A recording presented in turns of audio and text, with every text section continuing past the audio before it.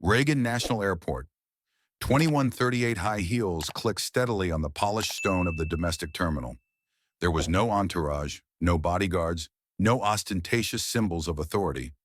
Just a tall, thin, dark-haired woman who walked with the calmness of someone accustomed to viewing the world with an analytical eye.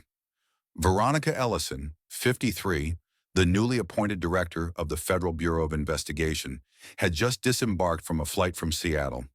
Breaking news was summarized in a classified bulletin. A cup of black coffee had not yet been drained. All she wanted was a hot shower and a few hours of sleep before the morning briefing. She was dressed in a neat gray suit, not for fashion, but for presence. Her hair was tied back, and a charcoal-colored leather briefcase was clutched tightly in her left hand. It contained a file so classified that most of the government didn't know it existed. Veronica crossed gate 37, her eyes scanning. No expression, but she noticed two uniformed airport officers standing near an information kiosk.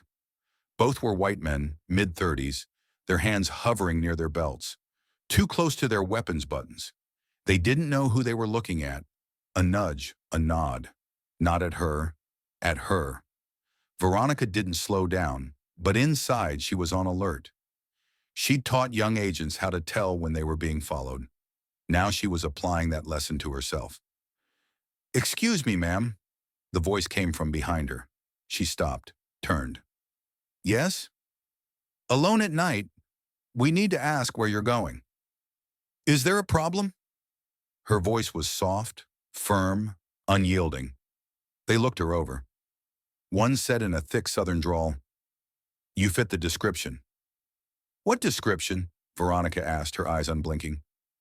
"Middle-aged black woman, carrying a gray briefcase, possibly containing sensitive information." The other man chimed in. She nodded slowly. "So that means I fit the description of a federal employee coming home after work. We'll need to check that briefcase." He took a step forward. Veronica gripped the briefcase. Her voice was low, cold as steel. "I'm Veronica Ellison, director of the FBI." Pause. A suspicious smile. "Oh, right," he sneered. "Do you have any documentation to prove it?" She reached into her coat pocket and pulled out a federal identification card with photo, badge, and security seal. She handed it over. Without saying a word, he didn't take it. He just glanced at it and turned to his co-workers, smirking. "You can't just wave some card and expect us to believe you?" At this point, the attention around them began to shift. A young woman took off her headphones. A mother stopped her stroller. A few pulled out their phones. The lights on the screens began to flash. "I'm not waving," Veronica said calmly. "I'm confirming my identity according to protocol." "Protocol is not up to you tonight," the other officer said. "We're taking you away for clarification." Veronica didn't back away, but her lips pressed together. "Call Homeland Security or your superiors." No response. One of them reached for her bag. "Don't touch." Her voice was still low, but as sharp as a knife. "Put your hands where I can see them." The order was given. The scene broke apart in the heartbeat of the crowd. A jerk. Her arm was snapped behind her. The sound of a customer's handcuffs being placed on her wrists. The briefcase slipped from her hand, hitting the floor with a dull thud, startling several people. The phone began to spin. "Do you know what you're doing?" Veronica asked, looking straight at him. "We're keeping this airport safe." The officer named Landry shrugged. "Your cooperation will help this end quickly. You've just illegally detained the highest-ranking federal official in this country." Her voice was even, but her breath was starting to come in short gasps. Landry picked up the fallen badge. Read it. His lips moved. A pause. His fingers brushed the government seal. The crowd murmured. Someone shouted, "Do you know who that is?" The silence was no longer air. It was a heavy blanket that hung over the entire airport. And then Landry's phone rang. Just one call, but it would change everything. Devin turned the badge over, his eyes darting over the seal. The photo, the clearance strip. He whispered as if he couldn't believe his eyes. "Twice, Devin," he said, this time without the challenge. The taller one, Landry, stepped forward, snatching the badge from Devin's hand, staring at the photo. The tendons in his neck tightened as he turned to Veronica. "Where did you get this?" he asked. his voice no longer a snarl but full of suspicion. I didn't get it. It was issued to me. After 28 years of law enforcement, Veronica answered, her eyes unblinking, her gaze locked on his, a gaze trained to read the quivering in another's heart. Landry froze. For the first time, the certainty receded from his shoulders. He shifted on his feet as if the tiles were hot. You just say, he began. I did, 5 minutes ago, Veronica interrupted, her voice as sharp as a knife. I gave you the evidence.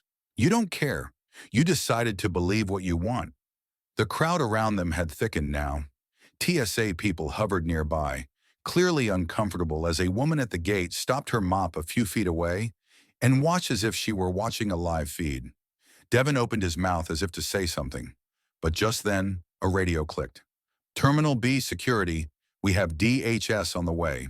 Code 542, agent en route. Devin froze. Landry turned to him, gritting his teeth. What's 542? The younger asked, his eyes darting. Devin swallowed. Senior, very senior, and if we get it wrong. Veronica didn't need to say anything. She leaned back slightly, her eyes fixed on the two men. She didn't need to prove anything more. They had both drowned themselves. Landry fumbled with the handcuffs. He dropped the key, then picked them up. It's just protocol, ma'am, he muttered. Veronica rubbed her wrists, her skin showing red marks where the handcuffs had tightened. She looked at him, unperturbed. You need to stop saying ma'am like it erases everything you've done. Devin tried to hand her the briefcase, but she didn't take it. You're not touching classified material without permission. His hand froze in midair. The hallway held its breath. Veronica stood, straightening her coat. Her eyes swept over the two of them, calm but contemptuous. Your chain of command had better be prepared. After all, it's too late. She turned and stood in the middle of the station, alone, without an escort, without the protection of a security camera. But the cuff marks on her wrists were still a sign that she had been violated. She did not tremble, but anyone who looked closely could see. She was taking it in. A voice interrupted. Excuse me, officer, what's going on here? A black man in his 60s with salt and pepper hair and an old denim jacket. His voice was authoritative but not loud. This woman says she's the director of the FBI, and I know for a fact she is the director of the FBI. I saw her on C-SPAN last week when she testified before the Judiciary Committee. Landry opened her mouth, but the old man raised his hand. No. Don't talk. Just listen. You're dragging her down like she's a criminal. I guarantee you she has more experience and dignity in her left pocket than either of you will have in your entire careers. Veronica nodded, not in thanks but in acknowledgement, like they were on the same level, understanding the rules of a game the other didn't even know existed. Just then a Latina woman approached. Navy uniform, TSA supervisor badge on her chest. She bowed. I apologize, ma'am, we were not notified of any arrests. Veronica was gentle but clear. You don't need to apologize for their mistake. The supervisor turned to the officers. You arrested a federal officer without contacting your superiors? Devin stammered. She refused to comply. I complied, Veronica said loudly, looking out at the crowd. I identified myself. I showed my papers. I didn't resist. I asked for verification. They refused. The air was thick. The cameras were no longer hidden. They were filming openly, waiting. At that moment, a sharp voice rang out. The footage has been cut. There is nothing more to discuss. Two DHS agents in black suits pushed through the crowd, walking quickly. One had an earpiece, the other a badge. They didn't need to speak. The way they moved, the way they talked on the radio, and the light reflecting off the words Department of Homeland Security was enough to silence everything. Director Ellison, are you okay? The first one asked. I'm fine. He turned to the officers. Put your hands down now. Devin lowered his head, staring at the floor. Landry seemed to be melting into steam. The DHS agent spoke up. I want all the footage, security cameras, body cameras, and the people from internal affairs waiting for them after their shift. Devin hissed, Crazy! No, what's crazy, the old black man said from the sidelines, is that you think you can treat her like a normal black woman and no one will notice. Veronica straightened, slung her briefcase over her shoulder. I want to leave now. We'll escort you, the agent replied. She didn't look back, didn't look at the cameras, didn't look at Landry or Devon. But they knew. Her silence wasn't forgiveness. The SUV was not far from the terminal, but the drive there seemed endless.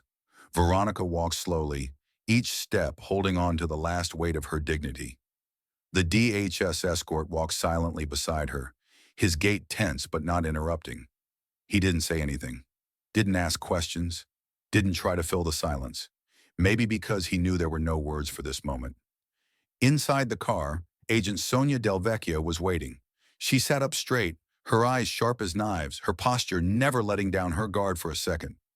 Ever since Veronica had been confirmed by the Senate, Sonia had been her protector, careful, devoted, and never more emotionally exposed than necessary.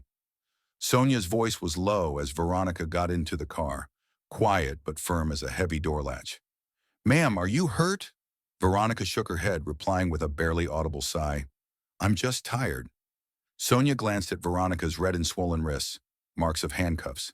Then she looked away, as if offended by letting herself see so much. "I sent out an emergency alert as soon as I got it. 3 different angles are circulating," she said. "Let them circulate," Veronica said quietly, her eyes fixed straight ahead. A thoughtful nod from Sonia. "We're doing damage control. The internals have been quarantined. 2 officers have been suspended." Veronica tilted her head slightly. "They'll know soon enough. That's not my priority." Silence fell, but this time it wasn't from fatigue. It was the suppressed anger she'd learned not to let out. Sonia lowered her voice, this time almost to a whisper.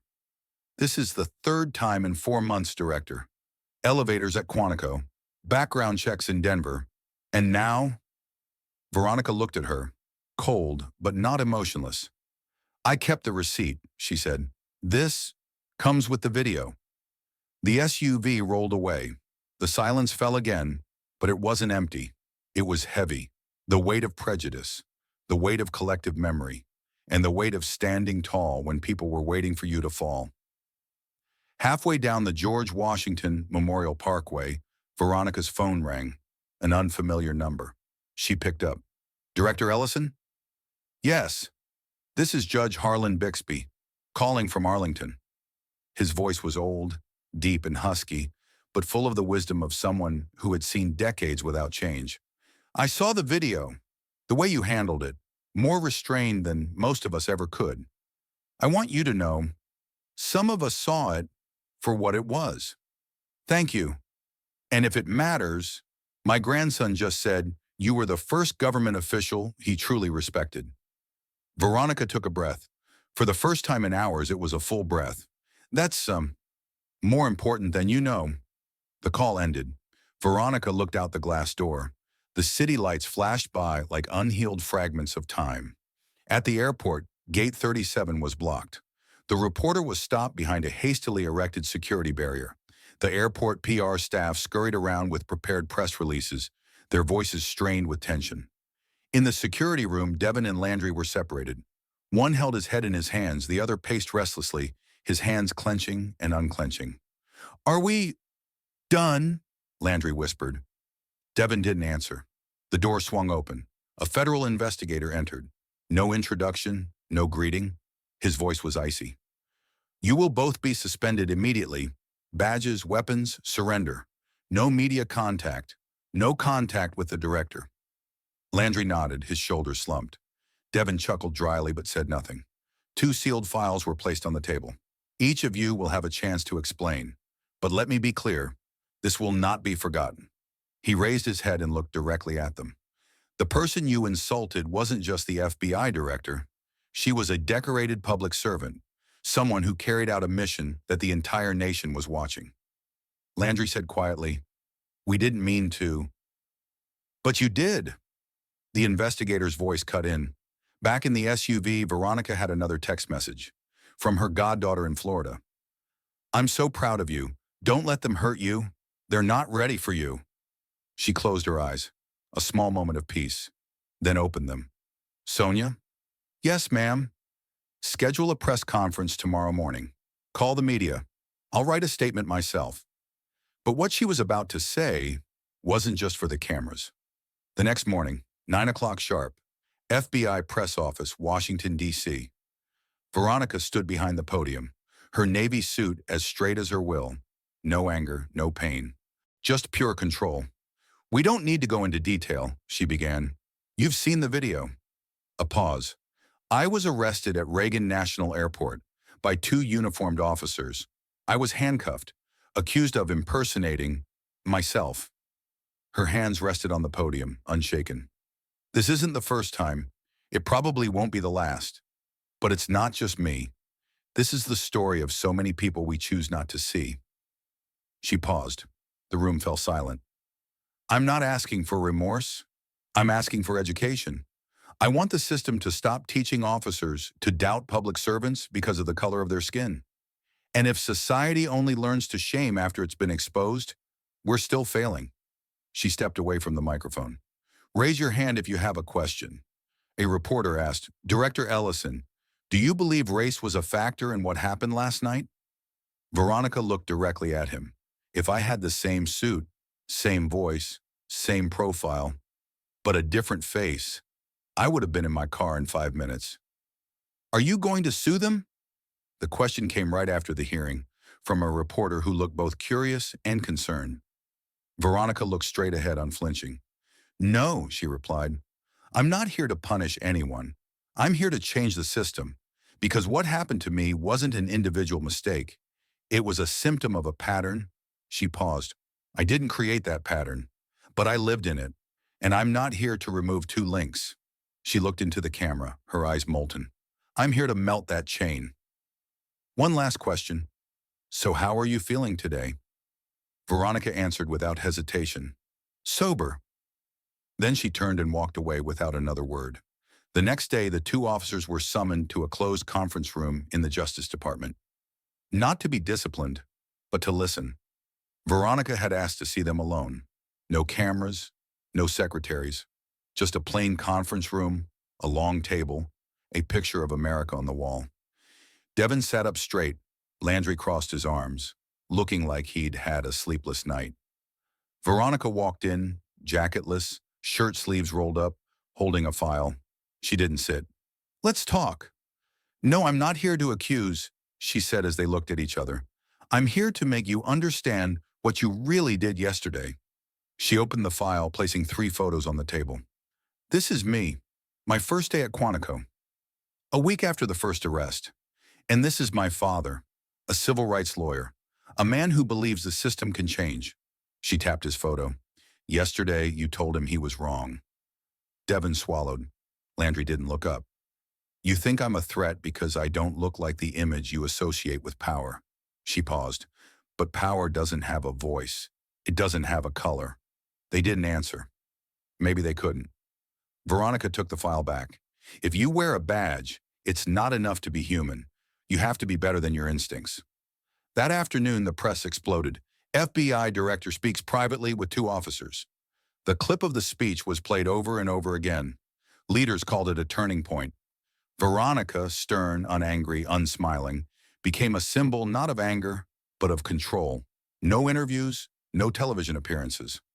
She went back to work. Not to be a moment, but to turn the moment into something lasting. A week later, the Justice Department announced a new training program that Veronica led, focusing on identity bias, unconscious reactions, and officer discretion. A quiet revolution, no banners, no slogans, but clear. Veronica received hundreds of messages. One letter stood out, handwritten, no return address. "Director Ellison, I am a retired cop. I used to believe that racism was someone else's problem. That day as you stood there, I was not angry, I was ashamed. From now on, I will try to be true to the man I thought I was. Thank you." She kept the letter in a drawer, not sharing it with anyone. It didn't need to be evidence. Devin and Landry were transferred. Landry later volunteered for a new training program. Devin didn't. Their paths slowly diverged. Veronica continued. In her office, she looked through old case files. An old photo frame caught her eye. Her at 23, on the FBI steps. Her mother had cried on the phone, "You really kicked down that door." Veronica hadn't cried that day. Not then. But now she allowed herself to remember, not for nostalgia, but to appreciate being there. At 11:18 p.m., she stood up, put on her coat, turned off the lights, locked the door. The hallway was long. Her heels clicked steadily. As the elevator doors closed, she exhaled. No tears, no smiles. Just standing there, head held high, shoulders square. The FBI director. And what will be remembered in history will not be what happened to her, but how she responded.